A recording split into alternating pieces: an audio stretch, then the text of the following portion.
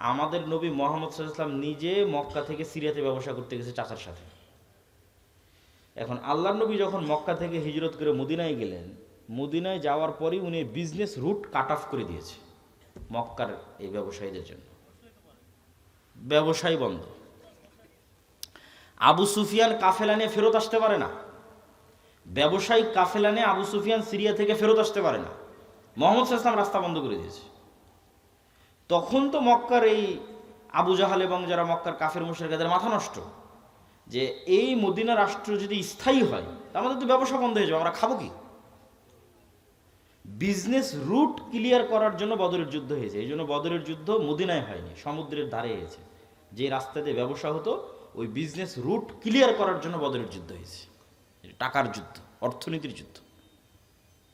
তাহলে টাকার কি পরিমাণ গুরুত্ব বুঝেন, অর্থনীতির কি পরিমাণ গুরুত্ব। আজকে মুসলমানদের হাতে অর্থনৈতিক কন্ট্রোল নাই দেখেই তো মুসলমানেরা গোলাম। অর্থনৈতিক কন্ট্রোল ইহুদিদের হাতে দেখেই তো আমরা গোলাম।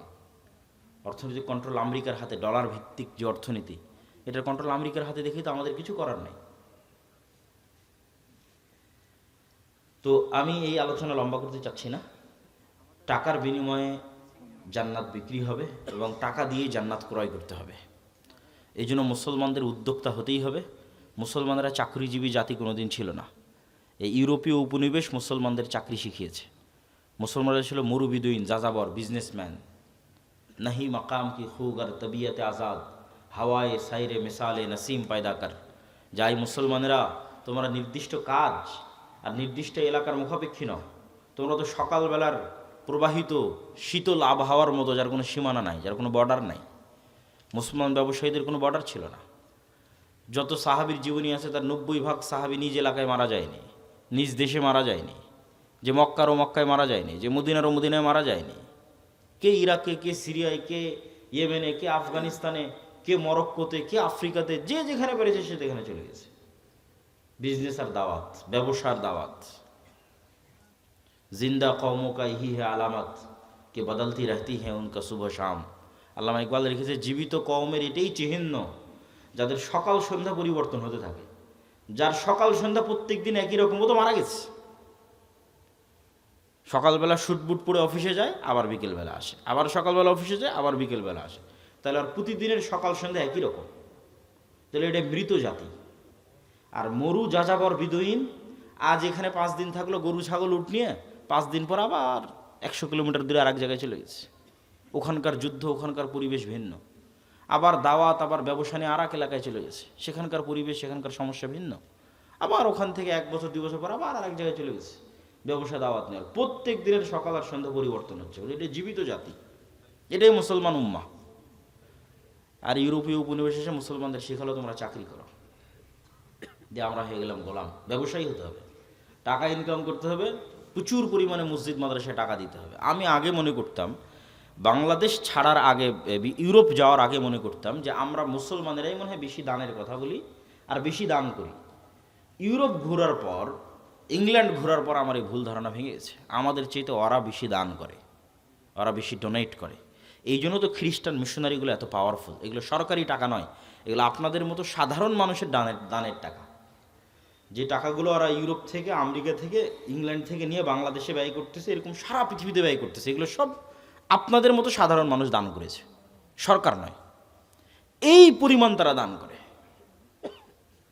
তা আমি সবার প্রতি উদাত্ত আহ্বান জানাবো যে আমরা আজকের এই প্রতিষ্ঠানে যে যতদূর সম্ভব আপনাদের স্বেচ্ছাসেবক যদি থাকে ভিতরে যাওয়ার জন্য বলে দেন।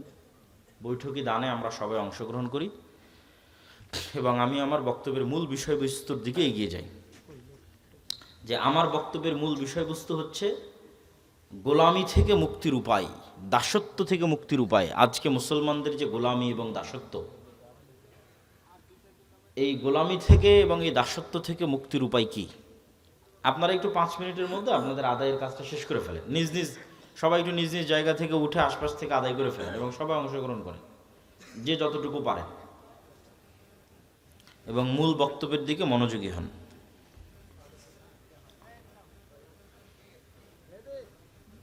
তো আমার মূল বক্তব্যের বিষয়বস্তু হচ্ছে মুসলমানদের যে দাসত্ব এবং গোলামি, এই দাসত্ব এবং গোলামির জিনজির থেকে মুক্তির উপায় কি।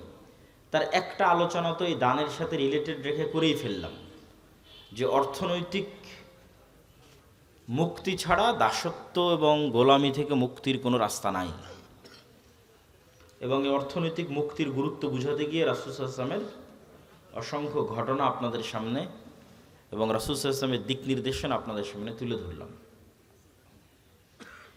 এখানে আরও একটা পয়েন্ট তুলে না ধরলেই নয়। আমরা আজকে যেই লেভেলের গোলামি এবং দাসত্বে আছি, ঠিক এই লেভেলের অথবা এর চেয়ে বেশি গোলামি এবং দাসত্বের জিনজিরে আবদ্ধ ছিল বানু ইসরাইল। কারা বলেন তো? বানু ইসরাইল কারা? কে বলতে পারবেন? হাত উঠান।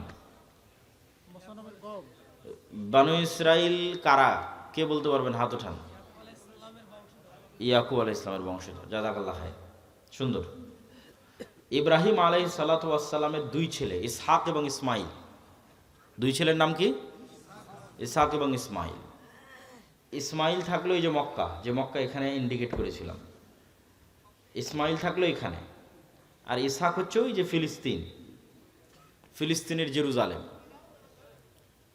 তো ইসমাইলের বংশে নবী একজনই, তার নাম মুহাম্মদ সাল্লাল্লাহু আলাইহি ওয়াসাল্লাম। এর আগে আর কোনো নবী আসেনি ইসমাইলের বংশে, আর পরেও আর নাই। আর ইসহাকের বংশে অসংখ্য নবী। ইসহাকের ছেলে ইয়াকুব, ইয়াকুবের ছেলে ইউসুফ, ইউসুফের 300-400 বছর পর মুসা হারুন, মুসা হারুনের পর ইউশা বিন নুন, তারপর সুলাইমান, দাউদ, তারপরে ইয়াহইয়া, ঈসা, জাকারিয়া, অসংখ্য নবী।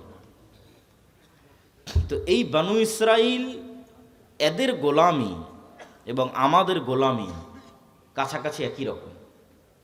তো বানু ইসরাইলকে যেই যেই পদ্ধতি দিয়ে ফেরাউন গোলাম বানিয়ে রাখত, তার একটা বড় পদ্ধতি হচ্ছে সুদি কর্জ, সুদি লোন, যেটার মূল দায়িত্বশীল হর্তাকর্তা ছিল কারুন, ফেরাউনের অর্থমন্ত্রী কারুন। এই কারুন বানু ইসরাইলদেরকে সুদি লোন নিতে উদ্বুদ্ধ করত এবং সুদি লোন দিত, এবং সুদি লোনের জালে আটকে ফেলে পুরো একটা জাতিকে গোলাম বানিয়ে দিয়েছে বানু ইসরাইলদেরকে। সেম ওই পদ্ধতিতেই আজকের মুসলমানদেরকে সুদি লোনে জর্জরিত করে গোলাম বানানো হচ্ছে। আজকের মুসলমানদের গোলাম বানানোর দুইটা উপায়, একটা হচ্ছে গণতন্ত্র আর একটা হচ্ছে সুদ। কিন্তু মুসলমানেরা নিজেরাও জানে না যে এই দুই পদ্ধতির মাধ্যমে তারা কেমনে গোলাম আছে। জি, মহিলারাও এই দানে অংশগ্রহণ করবেন নিজ নিজ দায়িত্বে। তো সুদ এবং গণতন্ত্রের মাধ্যমে মুসলমানেরা কেমনে গোলাম আছে, এটা একটু বোঝার চেষ্টা করতে হবে, নাহলে খুব কঠিন হবে আমাদের মুক্তির রাস্তা। আল্লামা ইকবাল লিখছেন, नए ज़माने के आज़र ने तरशवाए हैं सनम और इंसार खुदाओं में बड़ा सबसे वतन है, इसका जो पैराहन है वो मजहब का कफन है। যে আজকে আধুনিক যুগে নতুন মূর্তি তৈরি হয়েছে, ওই যুগে ইব্রাহিমের পিতা আজর যে মূর্তি তৈরি করত সেই মূর্তি নয়। আজকের হিন্দুদের যে মা কালী, মা দেবী, মা দুর্গা আছে সেই মূর্তি নয়। আজকে মুসলমানদের ঘরে এবং বাড়িতে নতুন মূর্তি প্রবেশ করেছে। এই নতুন মূর্তি কি? এই নতুন মূর্তির নাম হচ্ছে সেকুলারিজম, ধর্মনিরপেক্ষ মতবাদ। এই নতুন মূর্তির নাম হচ্ছে ন্যাশনালিজম, জাতীয়তাবাদ। এই নতুন মূর্তির নাম হচ্ছে ডেমোক্রেসি, গণতন্ত্র। এই নতুন মূর্তির নাম হচ্ছে সোশ্যালিজম, সমাজতন্ত্র। মুসলমানেরা পৃথিবীর যে প্রান্তেই যান, তাদের পায়ে এই জিঞ্জিরগুলো বাঁধা আছে, এগুলো তারা ভেঙে বের হতে পারতেছে না, কোনো মতেই না। কেউ জাতীয়তাবাদের বেড়া জালে আটকে আছে, কেউ গণতন্ত্রের, কেউ ধর্মনিরপেক্ষ মতবাদের। কিন্তু সে ঠিকই বলতেছে আমি আল্লাহকে মানি, রব হিসেবে, ইলাহ হিসেবে আল্লাহর ইবাদত করি, সালাত আদায় করি, কিন্তু এই মূর্তির বেড়া, এই মূর্তির যে দাসত্ব, এটা ভাঙতে পারতেছে না। তো গণতন্ত্র কিভাবে এবং সুদ কিভাবে আমাদের গোলাম বানায়, আপনাকে আগে বুঝতে হবে গোলামির চিহ্ন কি। কেন বলা হচ্ছে বানু ইসরাইলরা গোলাম? কেন বলতেছি আমরা গোলাম? নেতার আলামত কি? গোলামের আলামত কি? দেখেন, বানু ইসরাইলরা নবীর সন্তান হওয়ার পরেও মুসা আলাইহিস সালাতু ওয়াস সালামকে বলতেছে লান নুমিনা লাকা হাত্তা নারাল্লাহা জাহরাতান, মুসা যতক্ষণ তোমার আল্লাহকে না দেখব ততক্ষণ তোমার তাওরাতে ঈমান আনবো না। অথচ এই বানু ইসরাইল এখনই 2 দিন আগে, 1 সপ্তাহ হয়নি, চোখের সামনে দেখেছে সমুদ্র ফেড়ে রাস্তা তৈরি হয়েছে, ফেরাউন ডুবে মরে গেছে। এই দৃশ্য নিজে চোখে দেখার পর মানুষ কেমনে বলতে পারে যে মুসা তোমার আল্লাহকে না দেখা পর্যন্ত তোমার তাওরাতে ঈমান আনবে না? কেমনে বলতে পারে? উত্তর একটাই, এরা হচ্ছে ন্যারো মাইন্ডেড গোলাম, সংকীর্ণ মনা। 300 বছর থেকে গোলামি করে আসতেছে, এই জন্য স্বাধীন নেতা মুসার সাথে চলতে পারতেছে না। তারা বলল, মুসা এই মরুভূমি সিনাই মরুভূমি, এখানে পানি নাই, এই সমুদ্রের লবণাক্ত পানি ভালো লাগে না।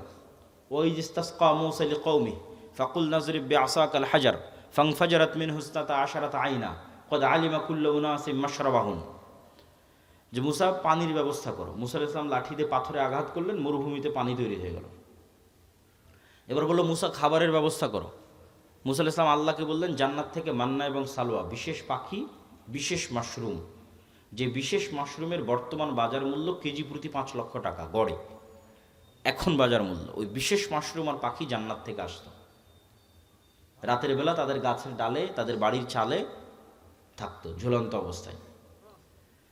এই খাবার 1 দিন 2 দিন খাওয়ার পর তারা বলতেছে লান নাসবিরা আলা তুআমিন ওয়াহিদ ফাদউ লানা রাব্বাক, এই এক খাবার আমাদের ভালো লাগে না, তোমার আল্লাহকে বলো এই মরুভূমি থেকেই পেঁয়াজ রসুন আদা চাল ডাল সব উৎপাদন করে দিতে। এ হলো গোলাম কওম। গোলাম হলে এরকম ছেঁচড়া হয়, বুঝতে পেরেছেন? এরা তো নবীর সন্তান, এরা এরকম হলো কখন? 300 বছর থেকে গোলামি করতে করতে এরকম ন্যারো মাইন্ডেড ছেঁচড়া হয়ে গেছে। তা ওইটার সাথে আপনি আমাদের স্বভাব মিলাবেন, তাদের স্বভাবের সাথে একটু পরেই মিলাবো। আল্লাহ সুবহানাহু ওয়া তাআলা এদেরকে বললেন, ঠিক আছে তোমরা শাকসবজি খেতে চাও, এটা তো মরুভূমি, পাশেই বাংলাদেশের মতো উর্বর ভূমি আছে, তার নাম জেরুজালেম, ফিলিস্তিন, বিজয় করলেই হয়, যুদ্ধ করে বিজয় করো। তখন ওরা বলছে ইযহাব আনতা ওয়া রাব্বুকা ফাকাতিলা, মুসা তুমি আর তোমার আল্লাহকে যুদ্ধ করো, আমরা পারবো না। ইন্না ফিহা কওমান জাব্বারিন লান নাদখুলা ফিহা হাত্তা ইয়াখরুজু মিনহা, আরে ওখানে তো বিশাল দেহের অধিকারী জাব্বারিন কওম আছে, ওরা যতক্ষণ বের না হবে আমরা ততক্ষণ যাব না। আল্লাহ তাদের উপর আযাব নাজিল করলেন 40 বছরের, ইয়াতিহুনা ফিল আরদি 40 সানা, 40 বছর পাগলের মতো মরুভূমিতে ঘুরপাক খাও। 40 বছর পর ক্ষমা করে দেওয়া হলো, ইউসাবিন নুনের মাধ্যমে হাতে তওবা করে জেরুজালেম বিজয় হলো। আল্লাহ সূর্যকে থামিয়ে দিলেন, জেরুজালেম বিজয় করার তৌফিক দিলেন। এত 40 বছরের শাস্তি পাওয়ার পর আল্লাহ সুবহানাহু ওয়া তাআলা সূর্যকে থামিয়ে দিয়ে ওদের জেরুজালেম বিজয় দিচ্ছেন। তারপরে আল্লাহ ওদের বলতেছেন, যখন তোমরা এই শহরে প্রবেশ করবা তখন সুজ্জাদান, তখন মাথা নত করে সিজদা অবস্থায় প্রবেশ করবা, আর মুখে বলবা হিত্তাতুন নাগফির লাকুম, যদি হিত্তাতুন বলো, হিব্রু ভাষায় হিত্তাতুন মানে আস্তাগফিরুল্লাহ, তাহলে তোমাদের ক্ষমা করে দেব। এরা আল্লাহর এত বড় নিয়ামত পাওয়ার পরও জেরুজালেমে যখন প্রবেশ করলো তখন পিছন আগে দিল, মাথা উপরে দিল, আর মুখে হিত্তাতুনের জায়গায় বলল হিনতাতুন। দাউদ এবং সুলাইমান আলাইহিস সালামের যুগে আল্লাহ বললেন দাউদের কোরআন তেলাওয়াত শোনার জন্য শনিবারের দিন সমুদ্র এবং নদীর মাছেরা একত্রিত হয়, তোমরা শনিবারের দিন এই মাছগুলোকে ধরিও না। তারা বলল ঠিক আছে শনিবারের দিন ধরবো না, মাছগুলোকে আটকে রেখে দিল, রবিবারের দিন ধরলো। যে আল্লাহ আপনি তো শনিবারের দিন ধরতে মানা করেছে, শনিবারের দিন তো ধরিনি, মাছ আটকে রেখে দিয়ে কী বারে ধরেছে? তাহলে 2 নম্বরই বুদ্ধিতে 1 নম্বর না 2 নম্বর? না বাংলাদেশিদের চেয়ে বেশি না কম? এইবার মিলাতে পারবেন যে আমি যে বলতেছি যে গোলাম আমি, আপনি কেমনে গোলাম হচ্ছি সেটা বুঝতে পারবেন যে 2 নম্বর বুদ্ধিতে আমরা বাংলাদেশের আছি না নাই। এই হলো বানু ইসরাইল। 2 নম্বরই বুদ্ধি, ছেঁচড়ামি, মিথ্যা, চুরি, দুর্নীতি, ধোঁকা, এই জিনিসগুলো যার মধ্যে আছে সে এমনি গোলাম। তাহলে এই জিনিসগুলো কোথায় থেকে তৈরি হয়? ওটাই তো গোলাম তৈরির কারখানা। এবার আশা করি বুঝতে পেরেছেন, এটা তৈরি হয় গণতন্ত্র থেকে আর সুদী অর্থনীতি থেকে। কেমনে হয় সেটাও বুঝিয়ে দিচ্ছি, তাহলে আপনি বুঝবেন গণতন্ত্র হচ্ছে গোলাম তৈরির কারখানা। তো আমরা তো অলরেডি ব্রিটিশদের 190 বছর ঔপনিবেশিক শাসনে গোলাম ছিলামই। গোলামি করতে করতে আমাদের রক্তের মধ্যে 2 নম্বরই মিথ্যা, ধোঁকা এগুলো মিশে গেছে। আমরা আর ওই গোলামির বেড়াজাল থেকে বেরিয়ে আসতে পারছি না। কেন? পূর্ণাঙ্গ স্বাধীনতা আমাদের হয়নি। 47 থেকে নিয়ে আজ পর্যন্ত 70-80 বছরে আমরা ব্রিটিশ কাঠামোর মধ্যেই আছি। Bangladesh army is a legacy of British army. এই বাংলাদেশ আর্মি পাকিস্তান আর্মির খণ্ডিত অংশ, Pakistan army Indian army, Indian army British army. ফলত ব্রিটিশ আর্মিতে যা rules and regulation and law ছিল তাই বাংলাদেশ আর্মিতে ফলো হয়, কোনো 19-20 নাই। তারপর আমাদের যে কোর্ট, এটা ব্রিটিশ কোর্ট, সেটাই হুবহু ফলো হয়। আমাদের সংবিধান, পুলিশ আইন সব ব্রিটিশ, শিক্ষা ব্যবস্থা ব্রিটিশ। তাহলে পূর্ণাঙ্গ স্বাধীনতা আসেনি, ওই ফরম্যাটের মধ্যেই আছে। তো গণতন্ত্র চাপিয়ে দেওয়া আছে আমাদের উপরে, যেন এখানে নেতা বের না হতে পারে। নেতা মানেই হচ্ছে সে 2 নম্বর গেরোবে না, নেতা মানেই হচ্ছে সে মিথ্যার আশ্রয় নেবে না, নেতা মানেই হচ্ছে সে ধোঁকা দিবে না, নেতা মানেই হচ্ছে সে মাথা উঁচু থাকবে, মাথা বিক্রি করবে না, নেতা মানে সে টাকার কাছে মাথা নত হবে না। মানে সে কোনো প্রকার লিয়াজু, লবিং, 2 নম্বরই রাস্তার সাথে যার সম্পর্ক নাই, ও হচ্ছে রিয়াল হিরো, রিয়াল নেতা, প্রকৃত নেতা। নবীরা এরকম নেতা ছিল। তাহলে এইরকম নেতা তৈরির রাস্তা বন্ধ করতে হলে যেই রাস্তাতে লিয়াজু, লবিং, দুর্নীতি এগুলো শিখা যাবে সেটা ধরে রাখতে হবে, নাহলে তো সবাই নেতা হয়ে যাবে, সবাই উসমান হাদি হয়ে বসে থাকবে। তাহলে উসমান হাদি যেন না হতে পারে, তার জন্য গণতন্ত্র, ডেমোক্রেসি। তাহলে কি হবে? এক দল আর এক দলের বিরুদ্ধে তো বলবেই, একই আসনের মনোনয়ন প্রার্থী 6 জন, 7 জন, 10 জন, একজন আর একজনের চেয়ে মনোনয়নটা কে নিয়ে আসতে পারবে তার জন্য লিয়াজু, লবিং, টাকা পয়সার লেনদেন, মিথ্যা, ধোঁকা, দুর্নীতি, দুর্নাম সব অবলম্বন করে তারপরে মনোনয়ন পেয়েছে। এগুলো অবলম্বন না করলে মনোনয়ন পাবে না, ঘরে বসে থেকে মনোনয়ন পাবে না। ওকে 2 নম্বর রাস্তার মধ্যে যেই মনোনয়ন নিতে হয়েছে। তাহলে এই 2 নম্বর রাস্তা দিয়ে যে মনোনয়ন নিয়ে আসলো, তো আগেই গোলাম হয়ে বসে আছে। কালচার, গণতন্ত্র ওকে কি বানিয়ে দিল? গোলাম বানিয়ে দিল। তাহলে এখন এই পদ্ধতির মধ্যে মনোনীত 300 এমপি যদি নির্বাচিত হয়ে ক্ষমতায় আসে, এরা যদি মিনিস্টারও হয়, প্রাইম মিনিস্টারও হয়, এরা স্বাধীন না এরা গোলাম? এত আসতে বললেন যে, এরা স্বাধীন না গোলাম? গোলাম এমপি, গোলাম মন্ত্রী, গোলাম প্রাইম মিনিস্টার, গোলাম কান্ট্রি। কেননা ও স্বাধীনতার মূল বেসিক ক্রাইটেরিয়া পূরণ করতে পারেনি। তো বানু ইসরাইল 2 নম্বর রাস্তা অবলম্বন করে এসেছে। তাহলে যে 2 নম্বর রাস্তা অবলম্বন করে বড় হয়েছে, ওকে আমি আমেরিকা, আমি ভারত বলবো, বাবা তুই যা দুর্নীতি, চুরি চামারি কর, কোনো সমস্যা নাই। বাংলাদেশের মানুষ যেদিন 36শে জুলাইয়ের মতো পিটুনি দিবে, পালিয়ে ভারতের আমেরিকায় চলে আসবে, সব টাকা পয়সা আমাদের এখানে পাঠাবে, কোনো সমস্যা নেই। তাহলে বাংলাদেশ এমন একটা গাভী, যেই গাভীর অসংখ্য দুধ, কিন্তু এই দুধ এই দেশে থাকে না, সব পাচার হয়ে বিভিন্ন দেশে চলে যায়। তাহলে এই দুধ যেন পাচার হয়, এর জন্য তো ওইরকম নেতাই তৈরি করা লাগবে, দুর্নীতিবাজ নেতাই তো তৈরি করা লাগবে। দুর্নীতিবাজ নেতা কি থেকে তৈরি হবে? গণতন্ত্র যদি না থাকে। গণতন্ত্র যদি না থাকে তাহলে তো দুর্নীতিবাজ নেতা তৈরি হবে না। আর ওসমান হাদিদের মতো নেতা যারা মেরুদণ্ড বিক্রি করে না, যারা লবিং লিয়াজু করে না, যারা সত্য এবং ন্যায়ের উপর অটল থাকে, এরা তো হুমকি। এরা আধিপত্যবাদীদের জন্য হুমকি, সাম্রাজ্যবাদীদের জন্য হুমকি। এরা তো বাংলাদেশের পক্ষের, এটা তো বিক্রি হয় না, এটাই তো নেতা, এরা তো বানু ইসরাইল নয়। ওই রকম নেতা যদি বের হয়ে আসেও এই গণতন্ত্রের বেড়াজাল দিয়ে, তাহলে এই যে ওসমান হাদির মতো হত্যা করে উড়িয়ে দেবে। বাংলাদেশের মানুষ কত অসহায়, যে বাংলাদেশের 90% মানুষ একটা রাজনৈতিক দল খুঁজে পায় না যে তার কথা তার মতো করে বলতে পারবে। এই ওসমান হাদি একজন ছিল যে বাংলাদেশের মানুষের কথা বাংলাদেশের মানুষের মতো করে বলতে পারত। এই ছেলেটা চলে যাওয়ার পর আর কেউই নাই, এত অসহায় বাংলাদেশের মানুষ। কেন কেউই নাই? ওই যে সবাইকে যে সেটিং করতে হচ্ছে, সবাইকে যে লিয়াজু লবিং করে আসতে হচ্ছে, তাহলে সে কেমনে আপনার কথা বলতে পারবে? যদি বিক্রি হয়ে আসতেছে, লিয়াজু লবিং করে আসে আপনার কথা বলতে পারবে না, গোলাম হয়ে আসতেছে। তাহলে কি অসহায়ত্ব আমাদের দেখেন। তো এই গোলামির কালচার কন্টিনিউ করার জন্য একটা ওয়ে হচ্ছে গণতন্ত্র, আর একটা ওয়ে হচ্ছে সুদ। কেন সুদ? রাসূলুল্লাহ সাল্লাল্লাহু আলাইহি ওয়াসাল্লাম বলছেন, আল্লাহুম্মা ইন্না আউযুবিকা মিনাল মা'সামি ওয়াল মাগরাম। আল্লাহ লোন থেকে বাঁচতে চাই। বহু দোয়া আছে, গালাবাতিদ দাইনি, জালঈদ দাইনি ওয়া গালাবাতির রিজাল। হে আল্লাহ, ঋণের বোঝা থেকে এবং মানুষের আধিপত্য থেকে বাঁচতে চাই। তো কেন আল্লাহর নবী এত ঋণের বোঝা এবং লোনের বোঝা থেকে বাঁচতে চাইতেন? সাহাবীরা রাসূলুল্লাহ সাল্লাল্লাহু আলাইহি ওয়াসাল্লামকে জিজ্ঞেস করলে উনি উত্তরে বললেন যে, যেই দিন থেকে মানুষ লোন নেওয়া শুরু করে, ওই দিন থেকে মানুষ মিথ্যা বলা শুরু করে। মা এবং বোনেরা যদি আজকে যারা উপস্থিত আছে, তারা যদি কিস্তির সাথে জড়িত হয়ে থেকে থাকে, তাহলে তারা খুব ভালোভাবে জানে যে এই কিস্তির টাকা সময় মতো পরিশোধ না করার জন্য কি পরিমাণ মিথ্যার আশ্রয় তাদের নিতে হয়, কি পরিমাণ মিথ্যা এবং ধোঁকা এবং বাহানার আশ্রয় তাদের নিতে হয়। তাহলে ওই যখনই ওই মিথ্যার মধ্যে চলে গেলেন, ধোকার মধ্যে চলে গেলেন, তখন আপনি আপনার আত্মসম্মান আত্মমর্যাদা বিক্রি করে দিলেন। আপনি আর আপনার পেটে আর কখনো স্বাধীন সন্তান ওই সুলতান সালাহুদ্দিন আইয়ুবী, মোহাম্মদ বিন কাসেম, খালিদ ইবনুল ওয়ালিদ, তারিক বিন জিয়াদ আর এই যুগের ওসমান হাদি এরা জন্ম নেবে না। বিক্রি হওয়া মস্তিষ্ক জন্ম নেবে টাকার কাছে। তাহলে ওটাও গোলাম তৈরির কারখানা। সুদ এমন ভয়ঙ্কর নিজাম যে পাকিস্তানের মতো একটা রাষ্ট্র পারমাণবিক শক্তির মালিক। কিসের পারমাণবিক শক্তির মালিক? পাকিস্তানের বাপেরও ক্ষমতা নেই নিজের ইচ্ছাই ওই পারমাণবিক বোমের সুইচের বাটন দাবাবে। কেননা ও তো নিজেই কোটি কোটি টাকা IMF ওয়ার্ল্ড ব্যাংকের কাছে কর্জ করে রেখেছে।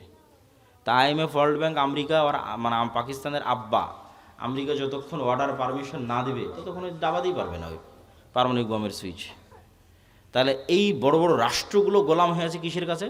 সুদী অর্থনীতির কাছে, সুদী লোনের কাছে। আর এই বেড়াজাল আপনি ভাঙতে পারবেন না, এই সুদী বেড়াজাল আর এই গণতন্ত্রের বেড়াজাল, ইমান বিল গায়েব এবং তাওহীদ, এই দুটার সংমিশ্রণ ছাড়া। ইমান বিল গায়েব এবং তাওহীদের সংমিশ্রণ আপনাকে বুঝিয়ে বলি।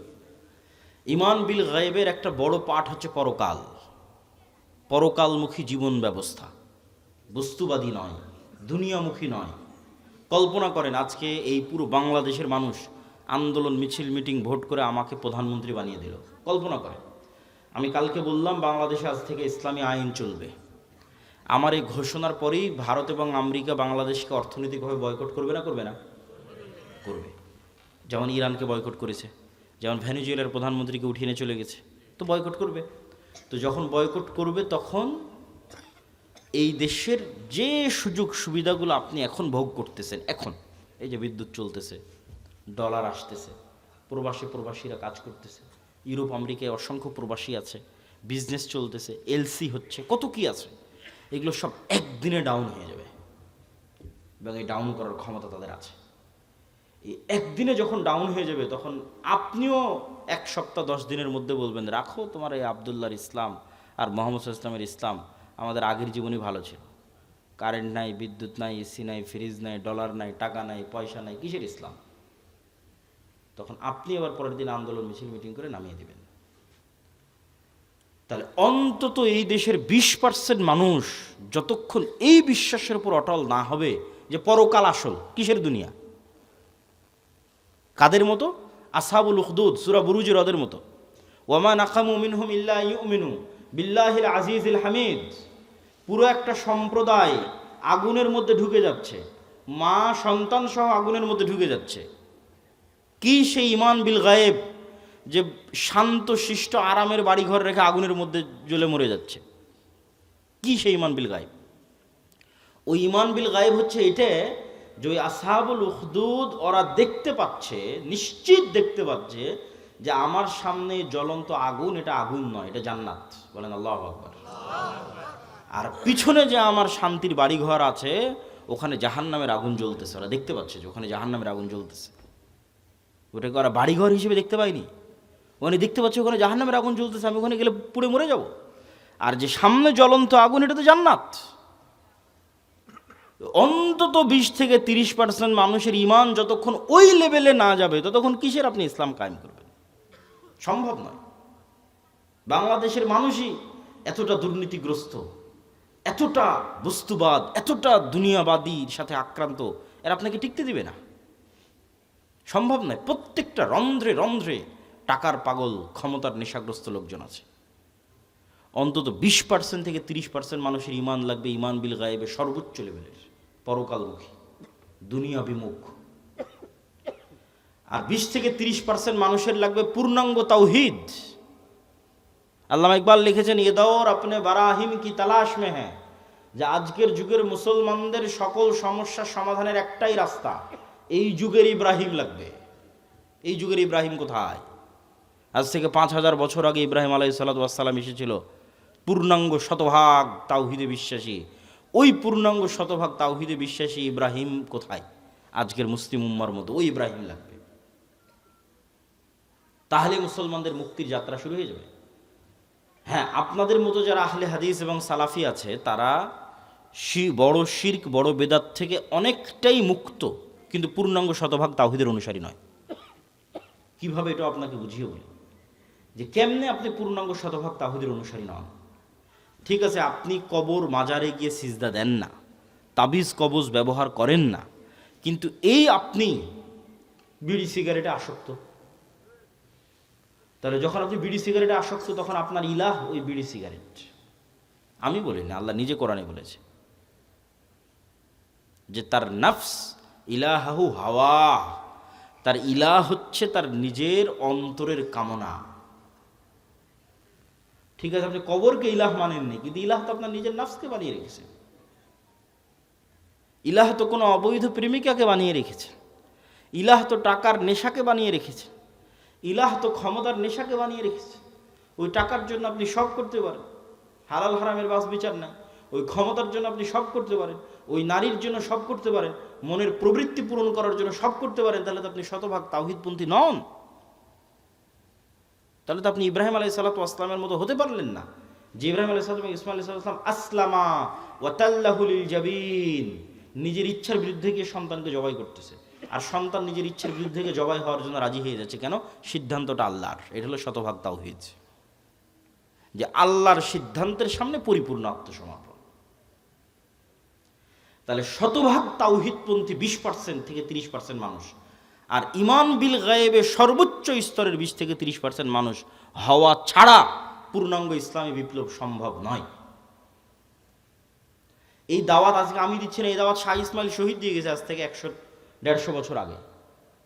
ওনার একটাই দাওয়াত ছিল যে আমাদের পূর্ণাঙ্গ ইসলামী বিপ্লবের আগে মানুষকে শতভাগ পূর্ণাঙ্গ তাওহীদে বিশ্বাসী হতে হবে, নাহলে পূর্ণাঙ্গ ইসলামী বিপ্লব সম্ভব নয়। শতভাগ তাওহীদে বিশ্বাসী এবং ঈমান বিল গায়বে ইয়াকিন আছে এরকম 20 থেকে 30% মানুষ লাগবে পুরো বাংলাদেশের। তাহলে এর উপর ভিত্তি করে পূর্ণাঙ্গ ইসলামী বিপ্লব কায়েম হবে। পূর্ণাঙ্গ ইসলামী বিপ্লবের সকল ক্রাইটেরিয়া রেডি আছে, শুধু ওই রকমের যোগ্য মানুষ নাই। তারপরে কি লাগবে? তারপরে আরো দুটো জিনিস লাগবে। এক, আমি পূর্ণাঙ্গ তাওহীদপন্থী মানুষ, ঠিক আছে, আমি পূর্ণাঙ্গ ঈমান বিল গায়ব অর্জন করলাম, ঠিক আছে, কিন্তু নেতা হওয়ার জন্য আরো দুটো জিনিস লাগে। ওই দুটো জিনিস পূরণ না করতে পারলে নেতা হতে পারবেন না। একটা হচ্ছে আল্লাহ সুবহানাহু ওয়া তাআলা এই পৃথিবী যেই ফাংশনের উপর ডেভেলপ করেছে ওই ফাংশন আপনাকে ইউজ করতেই হবে। তো এই পৃথিবীতে নেতা হওয়ার ফাংশন হচ্ছে জ্ঞান এবং শিক্ষা, এটা আল্লাহই দিয়ে রেখেছে। এখন এই জ্ঞান এবং শিক্ষার বাটন যদি ইহুদি খ্রিস্টান চাপে তাও ওরা নেতা হয়ে যাবে। এই জ্ঞান শিক্ষার বাটন যদি হিন্দু ডোম চামার ম্যাথর মুচির চাপে ওরা নেতা হয়ে যাবে। আল্লাহ কখনো তার রুলস ভাঙেন না। এখন এই নাটোর, এই এলাকার নাম কি? নাটোর সাধুপাড়া, এই অঞ্চলের যুবকেরা যদি মদ বিড়ি cigarette TikTok video YouTube BPL IPL জুয়া online betting free fire PUBG এগুলো নিয়ে ব্যস্ত থাকে, আর ওইদিকে ইসরায়েলের ইহুদি আর ইউরোপ আর আমেরিকার খ্রিস্টানরা যদি জ্ঞান অর্জনে ব্যস্ত থাকে ওদের সন্তানেরা, আল্লাহ বলবেন না, আল্লাহ তার রুলস ব্রেক করে বলবেন না যে ইহুদি খ্রিস্টান তোরা থাম, তোদের নেতা বানাবো না। আমার নাটোরের কিছু মদখোর জুয়াখোর বান্দা আছে, ওদের নেতা বানাবো। এইটা আল্লাহ করবেন না। নেতা হতে হলে গোলামির জিঞ্জির আপনাকে নিজে হাতেই ভাঙতে হবে, সেটা জ্ঞান এবং শিক্ষা। জ্ঞান এবং শিক্ষায় সর্বোচ্চ স্তর অর্জন করার চেষ্টা ছাড়া নেতা হওয়ার আর কোনো রাস্তা পৃথিবীতে নাই। নেতা হওয়ার এই রাস্তা আল্লাহ নির্ধারণ করেছে। তলুতকে আল্লাহ বলছেন বাস্তাতান ফিল ইলমি ওয়াল জিসম, যে আমি তলুতকে বানু ইসরাইলের নেতা বানিয়েছি, জ্ঞানে বড় তাই, জ্ঞানে বেশি তাই। আদমকে ফেরেশতা এবং জিনের উপর শ্রেষ্ঠত্ব দিয়েছি, জ্ঞানে বেশি তাই। আল্লাহ সুবহানাহু ওয়া তাআলা নিজের রুবুবিয়্যত এবং উলুহিয়তের চ্যালেঞ্জ দিয়েছেন তার জ্ঞান দিয়ে, সবার চেয়ে অসীম জ্ঞানের অধিকারী তিনি। তাহলে শক্তিশালী হওয়ার নেতা হওয়ার রাস্তা জ্ঞান, যে গ্রহণ করবে সে নেতা হবে, আল্লাহ বাধা দিবেন না। আর মুসলমান যদি গ্রহণ না করে কি করার বলেন? কিছুই করার নাই। তাহলে 3 নম্বর রাস্তা হচ্ছে জ্ঞান অর্জন করতে হবে।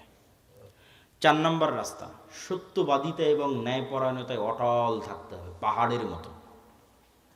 যেটাতে আলোচনা শুরু করেছি যে 2 নম্বরই ধোঁকাবাজি, এগুলো যে গণতন্ত্র এবং সুদ থেকে আসে, ওটার বিপরীতটাই হচ্ছে সত্যবাদিতা ন্যায়পরায়ণতায় অটল থাকা, ওসমান হাদিদের মতো। কিন্তু মুসলমানদেরকে আমরা ইসলামটা বুঝাতেই পারলাম না। বাংলাদেশের OC DC SP AC land sub registrar সচিবালয়ে কত সচিব বসে আছে, আমরা তো বাহির থেকে তো এসে আর আমাদের কেউ গোলাম করতেছে না। আমাদের লোকজনই তো গোলাম, বাংলাদেশের নাগরিকেরাই তো গোলাম, বাইরে থেকে সে কেউ গোলাম করতেছে না তো। এই সমস্ত পদে যারা বসে আছে এরা টাকার কাছে বিক্রি হয়ে যায়, অথচ এরা সালাত আদায় করে, এরা হজ করে, এরা ওমরা করে, এরা মসজিদ মাদ্রাসায় যে কমিটি, বিশেষ অতিথি, প্রধান অতিথি, এরা সবাই আছে, কিন্তু নিজ চেয়ারে যখন বসতেছে তখন 2 নম্বরই করতেছে। তাহলে এরা কি মনে করেছে? এরা মনে করেছে ঠিক আছে, আমি সচিবালয়ে বসে এসিল্যান্ড, সাব রেজিস্ট্রার যা আছে সব হয়ে যত পারি 2 নম্বরই সুদ ঘুষ দিয়ে টাকা ইনকাম করব, আর নামাজ পড়ে হজ করে আর দান করে ওটাকে মাফ করে নেব। নাউজুবিল্লাহ মিন যালিক। তাহলে আমরা হুজুররা এটা বুঝাতে পারিনি, আলেম ওলামা বুঝাতে পারিনি ইসলাম কি। এটা তো মুনাফিকই, সে তো মুনাফিক, তার অন্তরে তো ইমানই ঢোকেনি। তার সালাত কি, তার সিয়াম কি, তার হজ কি, সে তো মুনাফিক। রাসূলুল্লাহ সাল্লাল্লাহু আলাইহি ওয়াসাল্লামের স্পষ্ট হাদিস, ইযা তুমিনা খানা, তাকে যে আমানতের দায়িত্ব দেওয়া হয়েছে ওটার খিয়ানত করে যে মুনাফিক, ওর অন্তরে ঈমান ঢোকেনি। লা ঈমান লিমান লা আমানাতা লাহু। তাহলে মুনাফিকের হারাম টাকার, দুর্নীতির টাকার কিসের ইবাদত? বরং ওর উল্টাটা, ও যদি কোনো বড় ইবাদত নাও করে, কোটি কোটি টাকা দান নাও করে, তাহাজ্জুদের রাতের সালাত নাও আদায় করে, হজ নাও করে, শুধু ওর যে চেয়ারে বসে আছে ওসি, ডিসি, এসপি, মন্ত্রী, সচিব, এসিল্যান্ড, এই চেয়ারে চুল পরিমাণ অন্যায় না করে, তাহলে এদের হজের চেয়ে, এদের রাতের তাহাজ্জুদের সালাতের চেয়ে এবং অন্যদের কোটি কোটি টাকা দানের চেয়ে সে শ্রেষ্ঠতম নেকির অধিকারী হবে।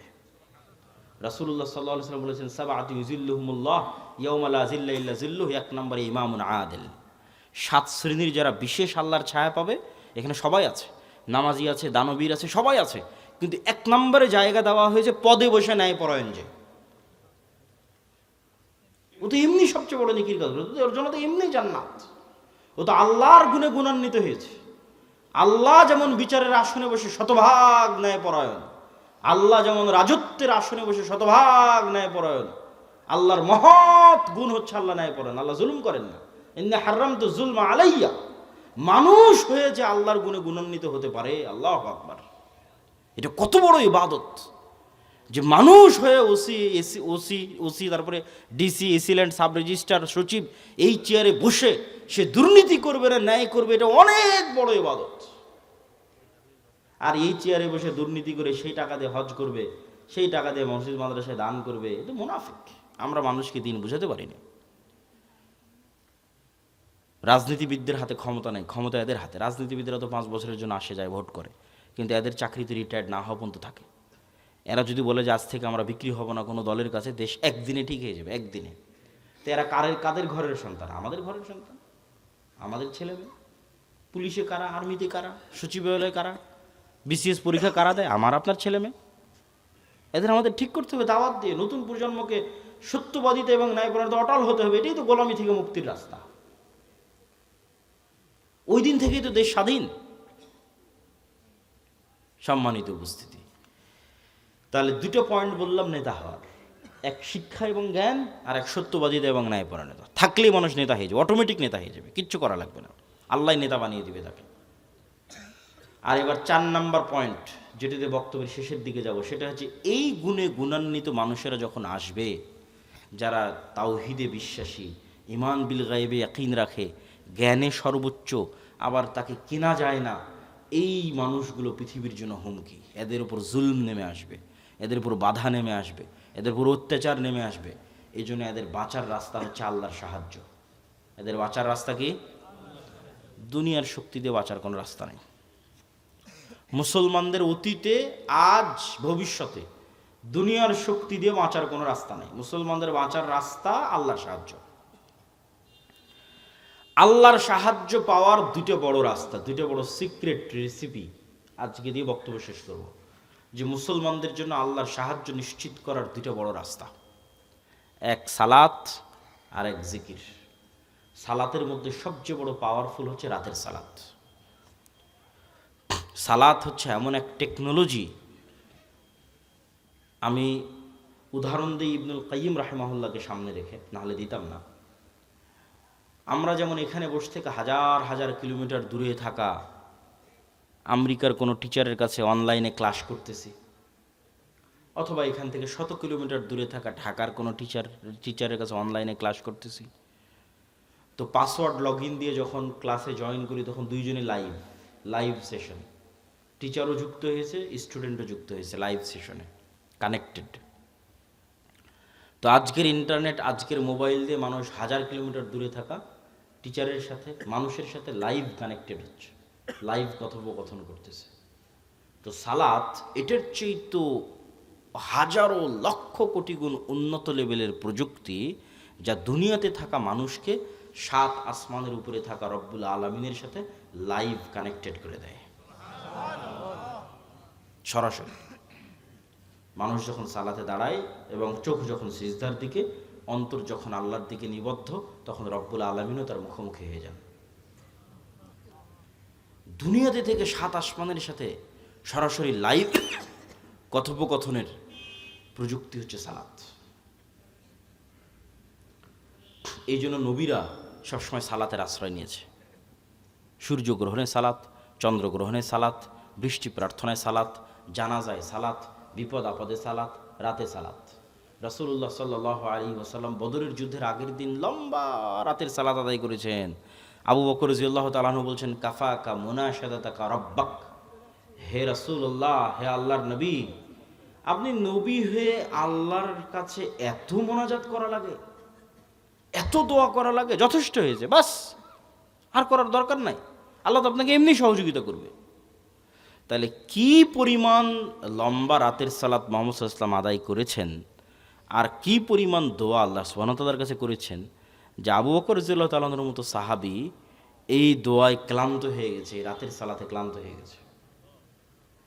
তাহলে এখন বুঝেন, মুহাম্মদ সাল্লাল্লাহু আলাইহি ওয়াসাল্লাম আমার, আপনার এবং আবু বকর রাদিয়াল্লাহু তাআলা আনহুর চেয়ে বেশি জানতেন যে কাল বদরের যুদ্ধে দুনিয়ার শক্তি দিয়ে আমার বিজয় সম্ভব নয়। কাল বদরের যুদ্ধে আমাকে জিততে হলে কার সাহায্য লাগবে? আল্লাহ। আর আল্লাহর সাহায্য পেতে হলে আমাকে রাতের সালাতে দাঁড়াতে হবে। তাহলে পৃথিবীর সর্বশ্রেষ্ঠ রাসূল, সর্বশ্রেষ্ঠ মানুষ আল্লাহর সাহায্য নেবেন, এই জন্য রাতে ঘন্টার পর ঘন্টা রব্বুল আলামিনের সামনে দাঁড়িয়ে আছেন। আর আমি এবং আপনি রাতের সালাত তো বহু দূরের কথা, 5 ওয়াক্ত সালাত আদায় না করেই শুধু ভোট দিয়ে ইসলাম বিজয় হয়ে যাবে, আর মিছিল করে আর তাকবীর দিয়ে ইসলাম বিজয় হয়ে যাবে, এটা সম্ভব নয়। ওই যেমন বলেছে 20-30% মানুষ শতভাগ তাওহীদপন্থী লাগবে, 20-30% ঈমান বিল গায়েব লাগবে, ঠিক তেমন তার পাশাপাশি 5 ওয়াক্ত সালাত আদায়কারী এবং রাতের সালাতে অভ্যস্ত মানুষ লাগবে। যে সালাতে নাই ও আল্লাহর গন্তির মধ্যে নেই, আর আবার ইসলাম কি, আর আবার বিপ্লব কি, আর আবার বিজয় কি, আর আবার খেলাফত কি, আর আবার শাসন কি, কিচ্ছু নেই। যে সালাতে নাই সে আল্লাহ সুবহানাহু ওয়া তাআলার গণনার মধ্যেই নাই, ওর জন্য আল্লাহর সাহায্য নাই। ও ভাগাড়ে পড়ে মারা গেল, কি ওকে কেউ উঠিয়ে নিল, কি গোলাম হয়ে গেল, সেটাও আল্লাহর দেখার নেই। আল্লাহ সুবহানাহু ওয়া তাআলার সাথে কানেক্টেড থাকা ছাড়া, আল্লাহর সাহায্য নেওয়া ছাড়া মুসলমানদের বিজয়ের কোনো রাস্তা নাই। আর আল্লাহর সাহায্য নেওয়ার জন্য সালাত আদায় করতেই হবে, আল্লাহর খাতায় নাম থাকতেই হবে। আল্লাহ আপনাকে চিনেই না, কিসের সাহায্য করবে আপনাকে? তো যে সালাতে নেয় ওকে তো আল্লাহ সুবহানাহু ওয়া তাআলা চিনবেই না। সম্মানিত উপস্থিতি, এই জন্য সালাত মোস্ট পাওয়ারফুল, আর সালাতের মধ্যে সবচেয়ে পাওয়ারফুল হচ্ছে রাতের সালাত। আমরা যেমন আমাদের ফোন, এই যে হাতে ফিঙ্গারপ্রিন্ট দিয়ে ফোন ওপেন হয়ে যাচ্ছে, পাসওয়ার্ড দিয়ে ফোন ওপেন হয়ে যাচ্ছে, ফেস ভেরিফিকেশন দিয়ে ফোন ওপেন হয়ে যাচ্ছে, 5 স্টার হোটেলে গেলে কার্ড পাঞ্চ করলে ওপেন হয়ে যাচ্ছে। তো এগুলো সব লক ওপেন হওয়ার সিস্টেম পৃথিবীতে। তো কল্পনা করেন যে আমরা পৃথিবীর অত্যাধুনিক প্রযুক্তির একটা দরজার সামনে দাঁড়িয়ে আছি, এর চেয়ে অত্যাধুনিক প্রযুক্তির দরজা পৃথিবীতে নাই।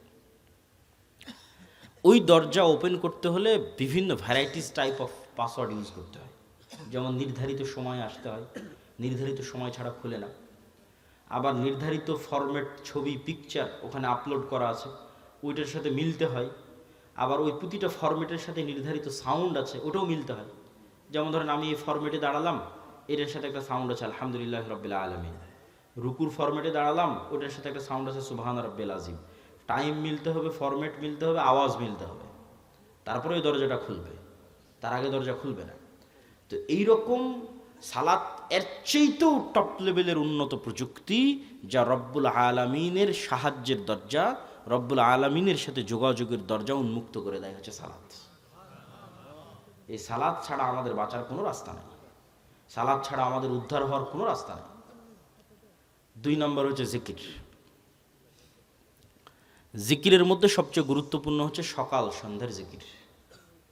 সকাল সন্ধ্যার জিকির দিয়ে আল্লাহ কোরআন পরিপূর্ণ করে রেখেছে, যদিও আমরা এটাকে খুবই অবহেলা করি। সকাল সন্ধ্যার জিকির। জিকির কেন পাওয়ারফুল? জিকির কেন পাওয়ারফুল এটা বুঝতে হলে আপনাকে বুঝতে হবে আওয়াজ কেন পাওয়ারফুল, সাউন্ড কেন পাওয়ারফুল। সাউন্ড কি আবার পাওয়ারফুল হতে পারে? আওয়াজ কি পাওয়ারফুল হতে পারে? শব্দ এবং বাক্য কি পাওয়ারফুল, শক্তিশালী হতে পারে? এটাই আগে বুঝতে হবে। আজকের আধুনিক সভ্যতা টিকে আছে, এই যে ক্যামেরা, এই যে মোবাইল, কম্পিউটারের টিকে আছে এই আলোর তরঙ্গের মধ্যে ডাটা ট্রান্সফার করার ক্ষমতা, এটার উপর। আমি এখানে বলতেছি, আমার এই কথাটা আলোর মধ্যে দিয়ে এই মোবাইল হয়ে, নেটওয়ার্কের টাওয়ার হয়ে আমেরিকায় গিয়ে এখন বাজতেছে, ইউরোপ, সৌদি, কুয়েত, কাতার, ঢাকা, রাজশাহী থেকে এখনই বাজতেছে। তো এই যে এই আলো যে আমার এই কথা বহন করতে পারে, ডাটা ট্রান্সফার করতে পারে, এটা আমরা জানতাম না, মানুষ জানতো না, এটা আগে থেকেই ছিল। ওটা আমরা জেনে কাজে লাগাতে পেরেছি, এটাই আমাদের আধুনিক সভ্যতা, এটার উপরে টিকে আছে। আর একটা প্রযুক্তি যেগুলোর ধারে কাছে বিজ্ঞান নাই, কিন্তু এটা সবচেয়ে উন্নত প্রযুক্তি, সেটা হচ্ছে শব্দভিত্তিক, আওয়াজ ভিত্তিক প্রযুক্তি, যেটার কিছু জ্ঞান আল্লাহ সুলাইমান আলাইহিস সালাতু ওয়াস সালামকে দিয়েছিলেন। কিছু জ্ঞান, যেমন আমি এতক্ষণ যে চিল্লাচ্ছি, আমি কিন্তু শব্দ এবং আওয়াজে উচ্চারণ করতেছি। এখানে যদি একটা চাইনিজ বসে থাকতো, ও খেলে আওয়াজই শুনতে পেত। আবার এখানে বসে একটা চাইনিজ বক্তব্য দিত, আপনি খেলে আওয়াজই শুনতে পেতেন, তাই নয় কি? সেটাই। তাহলে ঠিক কোনো এক স্টাইলের আওয়াজ উচ্চারণ করলে ওই পিঁপড়াও বুঝবে, সেই স্টাইলের আওয়াজ আমি জানি না। কোনো এক স্টাইলের আওয়াজ উচ্চারণ করলে পাখিও বুঝবে, আমি জানি না। কোনো এক ফরম্যাটের আওয়াজ উচ্চারণ করলে গরু বুঝবে, আমি জানি না। আবার গরুর ওই ফরম্যাটের আওয়াজের কি অর্থ আমি জানি না। যেমন অন্য একটা ভাষা আমার কাছে গরুর আওয়াজের মতোই আওয়াজ মনে হয়, সেই। কিন্তু এই জ্ঞানটা আল্লাহ কাকে দিয়েছিলেন? সুলাইমান আলাইহিস সালাতু ওয়াস সালামকে দিয়েছিলেন। এটাই সাউন্ড টেকনোলজি। সুলাইমান আলাইহিস সালাতু ওয়াস সালাম তার দরবারে বলতেছে, রানী বিলকিসের সিংহাসন নিয়ে আসতে হবে। ক্বালা ইফরিতুম মিনাল জিন, ইফরিত নামক জিন দাঁড়িয়ে বলল, আমি এই সিংহাসন নিয়ে আসবো, আপনি যে বসে আছেন এই বসে থেকে দাঁড়ানোর পূর্বে সিংহাসন নিয়ে আসবো। এই কথা সুলাইমান আলাইহিস সালামের পছন্দ হয়নি। সুলাইমান আলাইহিস সালাম আরো দ্রুত চান। আল্লাযী ইনদাহু ইলমুম মিনাল কিতাব, তখন আরেকজন বলল, ওই আরেকজন জিন না মানুষ তা কোরআনে উল্লেখ নাই। কোরআনে এভাবে উল্লেখ আছে যে যাকে আল্লাহ কিতাবের জ্ঞান দিয়েছিলেন সে বলল। যাকে আল্লাহ কিসের জ্ঞান দিয়েছিলেন? কিতাবের জ্ঞান দিয়েছিলেন, সে বলল চোখের পলক পড়ার পূর্বে রানী বিলকিসের সিংহাসন আপনার সামনে উপস্থিত হয়ে যাবে। আল্লাহু আকবার। তো আয়াতের বিবরণের আন্দাজে বলতেছে যে জিন চেয়েছিল গায়ের শক্তিতে আনতে, ইফরিত চেয়েছিল গায়ের জোরে যত দ্রুত আনা যায়, উড়ে যাব, উড়ে নিয়ে আসবো। আর আল্লাযী ইনদাহু ইলমুম মিনাল কিতাব, যার কাছে কিতাবের জ্ঞান ছিল, গায়ের জোরে আনেনি, জ্ঞানের জোরে এনেছে। আমি মনে হয় বুঝাতে পারলাম না কথা, কি আমার বুঝতে পারছেন? কোরআনের ধারা বিবরণীতে বোঝা যাচ্ছে যেই লোক চোখের পলকে নিয়ে আসলো, এ গায়ের জোরে আনেনি, কিসের জোরে এনেছে? জ্ঞানের জোরে। সে জ্ঞান কি? কিতাবের জ্ঞান। কিতাবের সে বিশেষ জ্ঞান কি? কিছু কিছু মুফাসসির লিখেছে যে কিতাবের জ্ঞান হচ্ছে লাউহে মাহফুজের বিশেষ কিছু জিকির তার জানা ছিল। বলেন আল্লাহু আকবার। আল্লাহু আলাম। কিন্তু জ্ঞানের উপর ভিত্তি করে সেই কাজটা করেছে। তো বিশেষ কোনো সাউন্ড, বিশেষ কোনো জিকির যেটা ব্যবহার করে সে চোখের পলকে ওই সিংহাসনকে ওখান থেকে উঠিয়ে সুলাইমান আলাইহিস সালামের কাছে নিয়েছে, যেই জ্ঞান কিতাবের জ্ঞান, বিশেষ কোনো কিতাবের জ্ঞান তার কাছে ছিল। তো sound most powerful all over the world, সবচেয়ে পাওয়ারফুল। আল্লাহ সুবহানাহু ওয়া তাআলা পৃথিবী ধ্বংস করার যে সিস্টেম তৈরি করেছেন, সেই সিস্টেম আওয়াজ ভিত্তিক। ইসরাফিল বাঁশিতে ফু দিবে, আওয়াজ তৈরি হবে, সে আওয়াজে আসমান জমিন নক্ষত্র গ্রহরাজি সূর্য চন্দ্র সব ভেঙে চৌচির হয়ে যাবে। আল্লাহ সুবহানাহু ওয়া তাআলা মানুষকে পুনরুজ্জীবিত করার যে সিস্টেম তৈরি করেছেন ওটা আওয়াজ ভিত্তিক। ফেরেশতা জিন মানুষ সব যখন মারা যাবে, কতদিন এভাবে মৃত অবস্থায় থাকবে আল্লাহ ভালো জানে। কুল্লুমান আলাইহা ফান ওয়া ইয়াবকা ওয়াজহু রাব্বিকা যুল জালালি ওয়াল ইকরাম। তারপরে যখন আল্লাহ জীবিত করতে চাইবে, ইসরাফিলকে তৈরি করে ইসরাফিলকে বাঁশি দিয়ে ফু দিতে বলবে, ওর আওয়াজে মানুষ কবর থেকে জীবিত হয়ে হাঁটতে থাকবে। আওয়াজ খুবই পাওয়ারফুল, কিন্তু ওই আওয়াজের জ্ঞান থাকতে হবে যে কোন আওয়াজ পাওয়ারফুল, কোন শব্দ পাওয়ারফুল। তো আল্লাহ সুবহানাহু ওয়া তাআলা উম্মতে মুহাম্মাদিকে সবচেয়ে বড় পাওয়ারফুল জিনিস দিয়ে দিয়েছে, ওই যেটা মূসা আলাইহিস সালামের লাঠির চেয়ে পাওয়ারফুল, যেটা মূসা আলাইহিস সালামের পাথরের চেয়ে পাওয়ারফুল, যেটা বানু ইসরাইলের তাবুত কোরআনে আছে দেখবেন। এই তাবুত এখন এই ইহুদিরা খুঁজে পাগলের মতো, কোথায় সেই তাবুত? এরা মনে করে যে এই মসজিদে আকসার মাটির নিচে তাবুত রাখা আছে। ওই তাবুত একটা বাক্স, যেই বাক্সে মূসা আলাইহিস সালামের লাঠি ছিল, যেই বাক্সে মূসা আলাইহিস সালামের ওই পাথর ছিল, যে পাথর থেকে 12টা ঝর্ণা তৈরি হয়েছিল, ঠিক আছে, মূসা আলাইহিস সালামের কাপড় চোপড় ছিল, এরকম আরও কিছু মজেজা সম্বলিত জিনিস বিভিন্ন নবী রাসূলের এই তাবুত নামক বাক্সের মধ্যে ছিল। যে যুদ্ধে ওরা এই তাবুত বাক্স নিয়ে যেত, ওই যুদ্ধে ওদের বিজয় হয়ে যেত। ওই বাক্স ওরা হারিয়ে ফেলেছে, ওই বাক্স ওরা এখনও খুঁজতেছে। তো ওই তাবুত বাক্সের চেয়ে আর ওই মূসা আলাইহিস সালামের লাঠির চেয়ে আর ঈসা আলাইহিস সালামের হাতের মাধ্যমে যে মানুষ জীবিত হয়ে যেত, সেটার চেয়ে মোস্ট পাওয়ারফুল জিনিস হচ্ছে এইটা। কি জন্য? এটা সরাসরি আল্লাহর নিজের আওয়াজ। বলেন আল্লাহু আকবার। কোরআন সরাসরি আল্লাহ সুবহানাহু ওয়া তাআলার নিজের সাউন্ড, আল্লাহর শব্দ, আল্লাহর বাক্য, যা জিব্রাইল হয়ে মুহাম্মদ সাল্লাল্লাহু আলাইহি ওয়াসাল্লাম হয়ে আমাদের পর্যন্ত পৌঁছেছে। আল্লাহু আকবার। আর আল্লাহ সুবহানাহু ওয়া তাআলার শব্দ এবং বাক্যের চেয়ে পাওয়ারফুল কিছু নাই পৃথিবীতে। সব অসম্ভব সম্ভব হয়ে যাবে। এই জন্য শ্রেষ্ঠতম জিকির হচ্ছে কোরআন। পৃথিবীর সব অসম্ভব সম্ভব করা সম্ভব আল্লাহ সুবহানাহু ওয়া তাআলার জিকির দিয়ে। সম্মানিত উপস্থিতি, বক্তব্যের শেষের দিকে চলে এসেছে। আজকে যা আলোচনা আপনাদের সামনে করতেছি, এই প্রায় সব আলোচনাই আমার আল্লাহর পথে যাত্রা এই বইয়ের মধ্যে লেখা আছে, দলিল সহ। আজকে তো অত দলিল আলোচনা করতে পারলাম না।